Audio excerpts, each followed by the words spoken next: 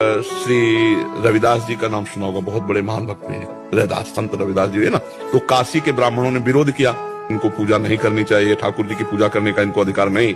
तो बादशाह अन्य धर्मावलंबी था, तुरंत बुलाए गए रविदास जी, ब्राह्मणों की ऐसे पंक्ति बैठी और उनसे कहा कि आप ठाकुर सेवा क्यों करते हो? उनका हमारे ठाकुर वो करवाना चाहते इसलिए ठाकुर सेवा करते हैं। तो ब्राह्मणों ने कहा मतलब शास्त्र विरुद्ध तुम आचरण करते हो और राज्य में बहुत बड़ा अनर्थ हो जाएगा। तो वो अपने भाषा से समझाया। तो उन्होंने कहा हमारे ठाकुर जी जब चाहते हैं तो हम ठाकुर सेवा करते हैं, अगर वो मना कर दें तो मैं कभी सेवा ना करूं। बोले अब उनकी नजर में तो विग्रह हैं, तो ठाकुर जी कैसे? बोले तुम्हारी बात समझ में कैसे आएगी कि तुम्हारे लिए ठाकुर जी राजी है सेवा के लिए?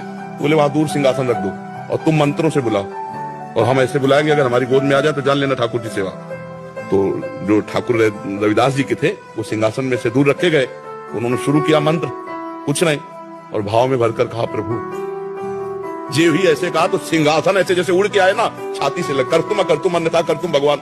तो ब्राह्मणों ने फिर बात रखी कि ये इनके ठाकुर ने कुछ जादू टोना किए होंगे, हम अपने ठाकुर लाते हैं। तो अपने ठाकुर लाए और मंत्र बादशाह के सामने, पर फिर जे ही ऐसे भाव में किया ठाकुर।